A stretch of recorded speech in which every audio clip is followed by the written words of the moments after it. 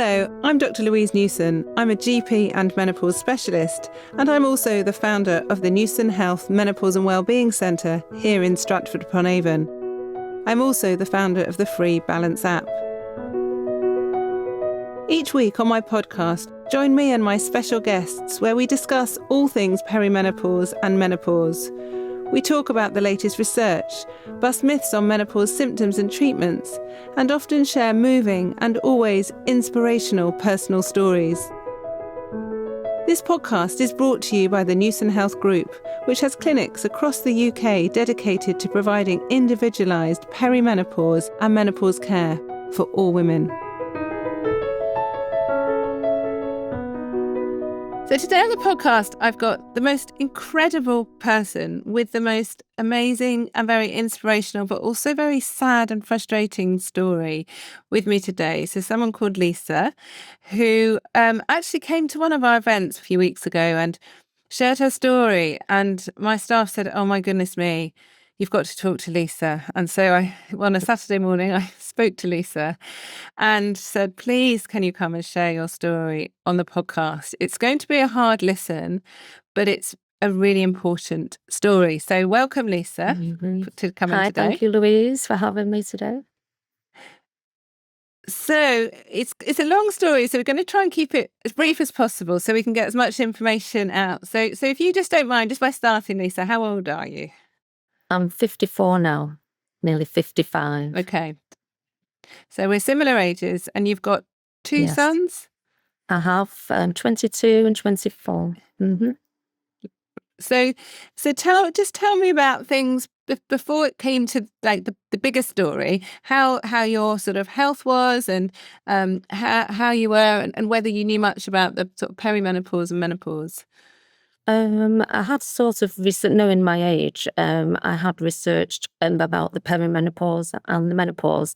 And obviously, I just did actually visit the GP with my concerns that I might be around that age. And I was also struggling at the time. I'd just lost my mum, and there was a couple of events going on in the background. But I visited the GP twice. One was 5 months before what's happened in this incident.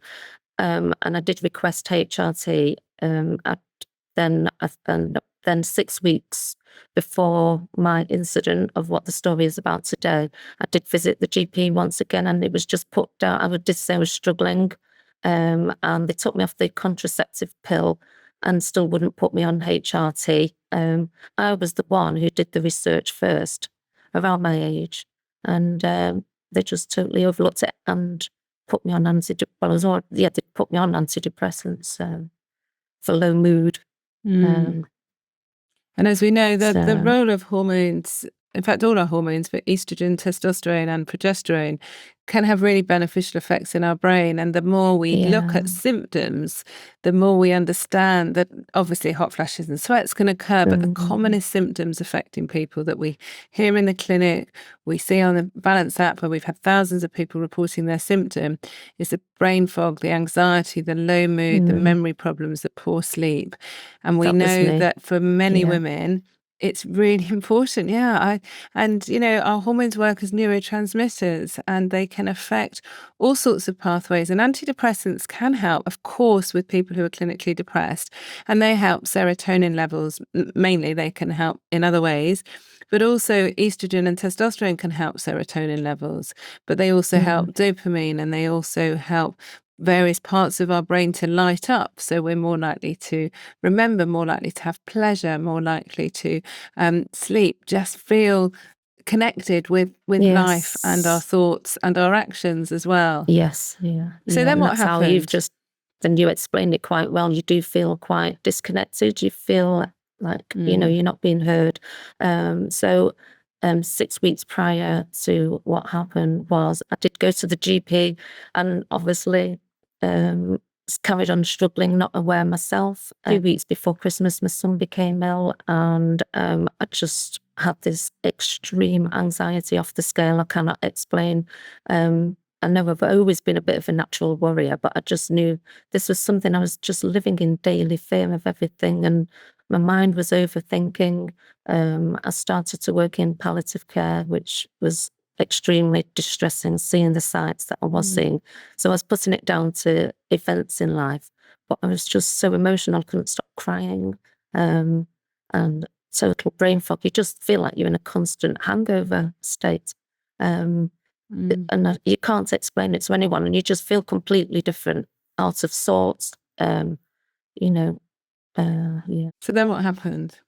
So in between Christmas and New Year, it was just, something's just clicked. I don't know what happened. I beat myself up every day, how I got to this point, but suddenly I was researching about my son's illness, and then there was some searches down in Google on the next rows down about peaceful way out, and little did I know I had sort of started with suicidal thoughts, not wanting to die or anything, but I just couldn't see. Ended up in the darkest place that I can imagine, just thinking it was events. I could feel myself, my mental health declining. I was looking after everybody at work and at home. But what I didn't realise was my own mental health was declining, and just trying to cope. But I've just felt incredibly disconnected, incredibly in fear of everything. So I just couldn't see a way out of everything. And then the suicidal thoughts started to occur. And then I actually contemplated suicide, but I couldn't leave the boys behind. And I knew my sons were struggling. My son was struggling at the time. I could feel myself declining even more. My son was poorly. So this overthinking just happened even more. I was going into bed overthinking, and just really intrusive suicidal thoughts, which I've never had. I couldn't see a way out for all of us. I actually thought I was protecting us all with this irrational thoughts process that has never been like this at all. And I did actually try to take my own life, and my two boys. I'm totally mortified, ashamed, horrified. I ended up getting arrested and ended up in prison for almost 3 years. And it wasn't until I ended up in prison, that I didn't even know then. And all I was doing was beating myself up every day, wondering how have I got to this point. I'm in total shock, trauma, disbelief. And it was only when I started to see the TV in prison, and ever so coincidentally, the timing of Davina McCall starting to raise awareness, it all started to click into place. And I thought, oh my goodness, this is exactly how I felt of all the other ladies. I had books sent in from prison, to prison, for everyone saying it sounds like you're on the menopause. I had no resources to research any of this in prison, so I had books sent in. And this is when I started to realise the symptoms that other ladies, and mainly celebrities, were talking about were exactly the same feelings I had had. It was just that turning point. And then I found out the ages of 50, around this age, is the highest rate of suicide in women. And I just cried when I read that. And I thought, I'm in prison, nobody's listening to me. So that was quite massive, massive shock. Yeah. Yeah. I mean, there's one thing knowing about the psychological impact of the menopause. There's something else thinking about suicidal thoughts or feeling very like you do want to end your life. And I didn't realize how common it was until I exposed myself to so many patients and so many women. And also when I did psychiatry many years ago, I never was taught any of these feelings could be related to hormones. And it's only because giving hormones back to people and seeing the transformational difference to their brains, to their thoughts, to their intrusive thoughts, their dark thoughts, knowing it's not just a placebo, it's actually having a really important physiological effect in people's brains. So you were in prison, and I know in prison it can be very hard to access the right medical health, but you managed to see a doctor, didn't you, in prison? And they prescribed you HRT, didn't they? What happened? Yes, they did. I was prescribed HRT eventually, and within not even 2 weeks. It was just like a switch turning on, and I'm in the worst environment, the worst situation, not knowing where my sense, what I was going to receive as a sentence. But all of a sudden I had this urge to fight. I had more energy, less brain fog. I still wasn't sleeping in prison because it's so difficult to sleep. You're sharing rooms, there's no privacy. But all of a sudden I just had this massive determination that I wanted to live, I wanted to fight, but I was still suffering in silence. I was invisible. Nobody would understand. I was trying to convince, my solicitor, barrister, all male solicitor, male judge, male barrister, male solicitor, male judge, male barrister. It was brought up in the, I had to have a psychological assessment for the case. And even they had mentioned menopause, but this was not mentioned in court. So did you have your sentence reduced at all? They, only because they said to me, if I pled guilty, I would have less time. They would consider less time, and I would find out sooner. And to be honest, the state I was in such shock. They said I could go to trial, but I just knew I wasn't up to that. So I did go down the route of pleading guilty. I was completely honest when I did get arrested. That I just said I thought I was protecting us all, and I didn't feel right at all. But none of this was taken into consideration. I was actually initially told it was an 8-year sentence. Then it was down to 5 years, 4 months due to the guilty plea. But even then I was absolutely devastated. I was hoping I might get care in the community, that people might realise that it was a menopausal and hormonal issue, and which in turn also goes to the mental health side that's been brought on or exacerbated by the menopause. And the silent, it's the perimenopause as well, is the fact you don't, because you're still having periods, you think you're not on the menopause. So yeah, absolutely. And you were in more than one prison as well, weren't you? Yes. So you just transferred at 5 minutes notice. So 1 minute I'm in one prison in Cheshire, then I'm given 5 minutes notice, you go into another prison in Staffordshire. Then I did open prison for 4 months in York. I came out of prison and had to go to a female hostel, and I had to do that for 3 months whether I wanted to or not. So in Liverpool, nowhere near home again, and just the mental, it is the worst environment, and the way you're treated is the worst treatment for any kind of mental health, menopause, and it's just, you just feel invisible. It feels so archaic in this day and age as well. It's really, it's quite something. I've, as some people listening, and I worked in Style Prison, a women's prison, many years ago, actually, in 2000. So, 23 years ago, I did a week's work, and I've still got my notes there from when I used to admit people that came in. But the stories women told me, and it was very different. I love Louis Theroux, and I've watched a lot of his documentaries about prisons.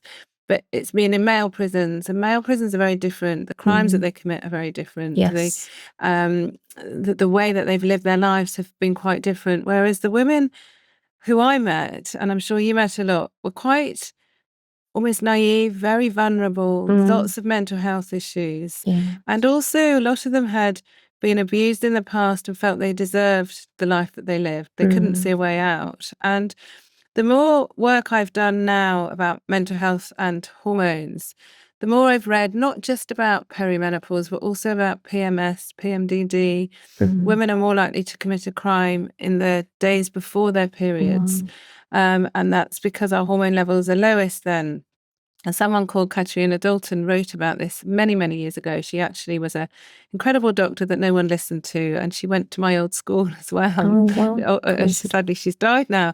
But she writes about going to trials, listening to women, and knowing that it was related to their hormones, and everyone just thought she was being ridiculous, and she was ridiculed, really. And she wrote some amazing academic papers about this. Gosh. But people just still laughed about her, and she was giving not just estrogen, but quite high doses of progesterone, especially to women with PMS and PMDD, with transformational results.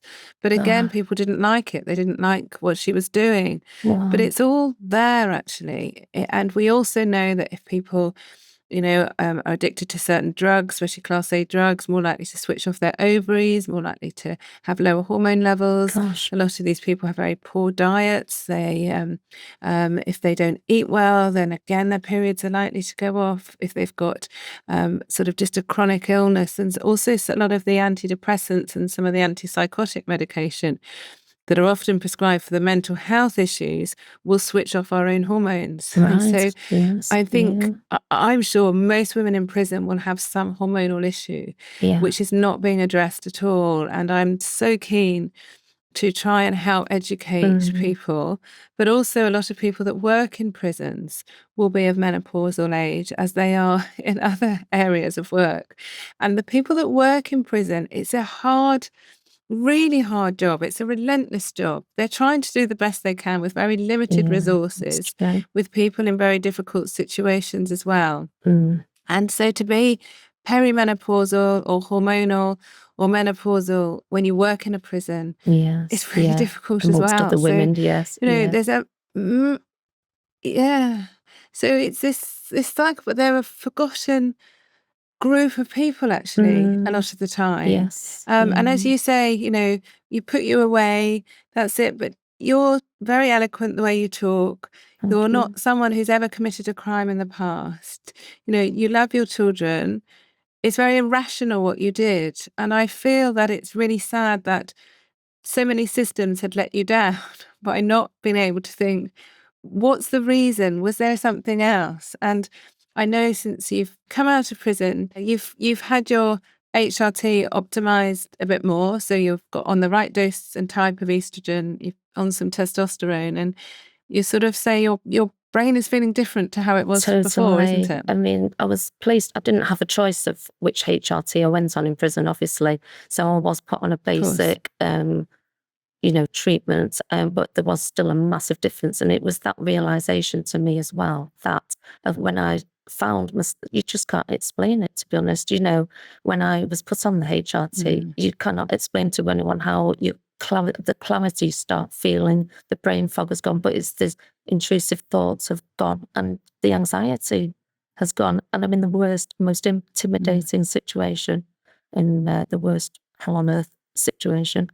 And then when I was placed on, when I came to consult your clinic, and I was placed on the latest treatment.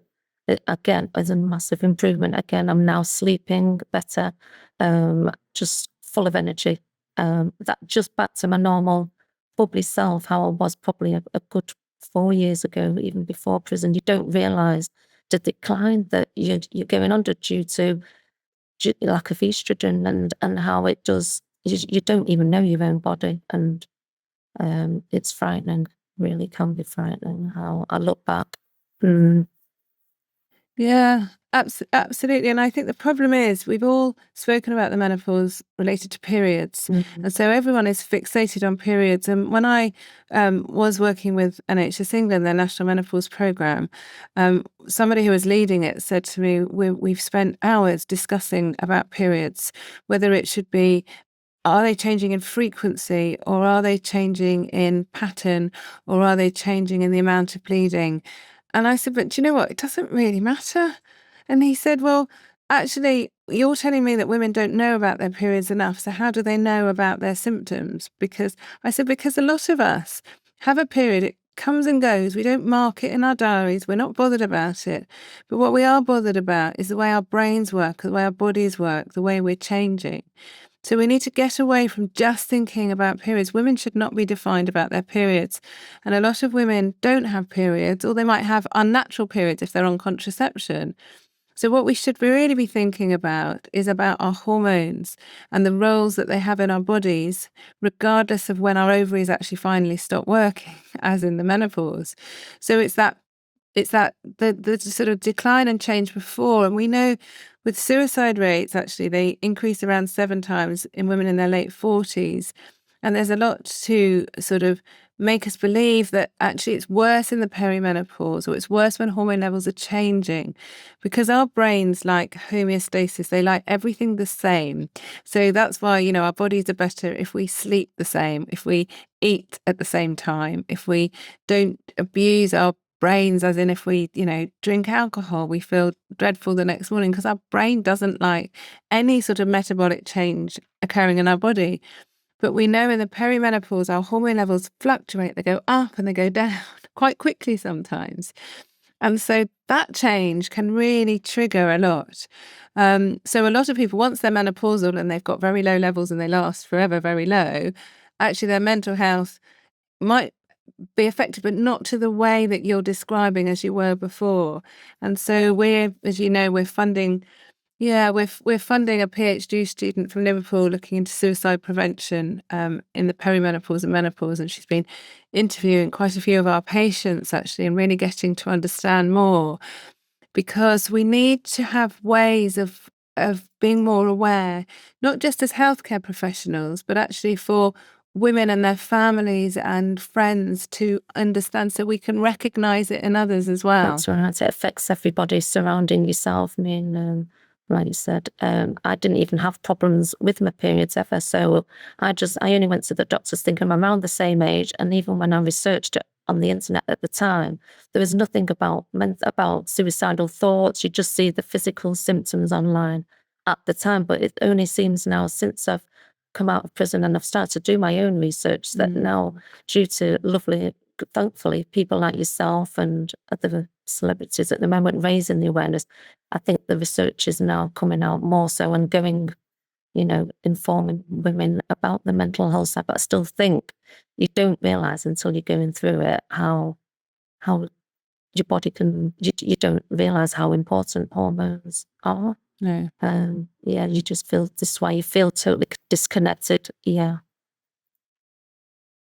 Yeah, and so many people, including myself, it's not until we've got our hormones rebalanced, the right dose and type for us, that we look back and think, Yes. goodness, no wonder things are so hard. And obviously, you've got a son that was poorly, you've had things going on, and you always, well, not you always, but people can contribute it to other reasons. They'll say, well, I'm going to feel like that because I've had a difficult time, or because of this, or because of that. But actually, we're all bad as women. We're not all, but lots of us are, that we don't reflect and internalize ourselves. And I think the other message is that if we don't get the right help, care, advice, treatment from the first healthcare professional we see, it's really important to try, and it's difficult, I understand, to be the best advocate so you can go back and ask. And, I think that's the same with any treatment. If you're refused a treatment that you think is right for you, it's okay to say, could you just give me a reason why you're refusing it? Yes. Can you just tell me why I can't have X, Y, and Z? And that's not just for HRT, that's for anything. If I had an infection on my arm and the doctor said you can't have antibiotics and I thought I needed them, I would like to challenge that in a nice, positive way. And that's the same, I think, with HRT and also testosterone. We need to be thinking as women, why aren't we allowed our own hormones back? Well, you do trust the doctors too much. You do trust that they know what they're talking about, and you are putting your life in their hands. And this is how, I just took their advice. And but I know now, Yes. if I had have been put on HRT that before this, I know I would not have ended up in this situation for definite. And that's what's so upsetting. This could have all been so prevented. It's not just myself who's suffered, my whole family, my friends. They said it's so out of character. I was so bubbly and caring, absolutely doted on my boys, did everything for them. They said they felt like mum had died when I'd gone into prison, and they've had 3 years of not being able to see me. We also went into COVID lockdown when I was in prison, so I was on double lockdown, couldn't see any friends or family. I then caught COVID in prison as well, so I thought I'm going to die in prison. It was terrifying. I'm not an aggressive person, and you're put in with a lot of very aggressive women, unfortunately, and with really quite very serious crimes. Mine was as well, but it's just, you just cannot get your head around, how am I in this situation? No. It's horrific. Yeah. Well, obviously it's horrendous, and I don't think many people listening can really imagine what you've been through, Lisa. But what I'm incredibly grateful for is that you've been strong enough and brave enough to share your story. And what I don't want to do in this podcast is say that every perimenopausal woman is going to think about committing a crime or end up in prison. Of course not. But there are women who are not being listened to, who we should be thinking more. We should be thinking more about how to help people in different ways, and also how to address this inequality of care in prisons and to improve education about hormones in prisons as well. So I'm really grateful. I so am for you coming on today. I know it's not been... No, it's awful. I think it's also the NHS as well, though, because really they should have picked up that, it wasn't the usual. I know it's a unique, terrible, horrific crime, but really, I think maybe I should have had hospital care at the time, or trying to get to the root of what has sent somebody to this extent when, there was just there's no thought gone into it at all. You just suddenly, you're just sent to prison. And I think they're so snowed under these health practices that there's not the correct process there either in place to distinguish, whether somebody should be having care in the community or hospital care, or whether they should go to prison. There's no distinction at all. You just, yeah. So there's a lot we need to do, a lot we need to change, and I really hope us all working together can hopefully make a difference. But before we end, Lisa, I'd really like to just ask you 3 take-home tips. So really 3 things that you think me, you, us, people listening could do to help the community of people in prisons, including those working in prisons. What 3 things do you think would make the biggest difference? More information, for definitely more awareness. People not just going off the awareness side of hot flushes. I think there's so many women suffering in silence, not knowing, and you feel like you're going mad. You really do. They need to be more explicit with that information. I think also there does need to be a lot more research of looking at someone's age in relation to how they're feeling, and not just taking, like you said, the first answer from the doctor if they're saying, you're fine, or, you don't need HRT. Try and get a second opinion and fight for it. I was too soft again, and just put more, just research it yourself more, to be honest.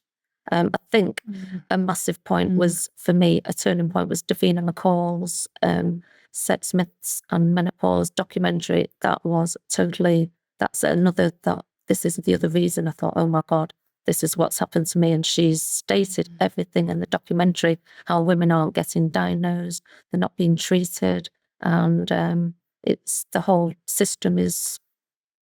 So there's a lot we need to do. We need to educate people. We need to allow people to be advocates of themselves, and we really need to just learn and talk and share. And it's been brilliant having you today, and I'm again really grateful for your time. I'm doing it to save other women's lives, because it's only when I came out of prison that I realised, and I started to have the resources, the internet and everything, to do my own research and realise how many women have committed suicide. And it's about raising awareness. If I can save 1 or 2 lives, it is horrific. I'm totally mortified having to share this story. I'm so ashamed. But I do realise now I have, it helps to know it was what the cause was down to hormones.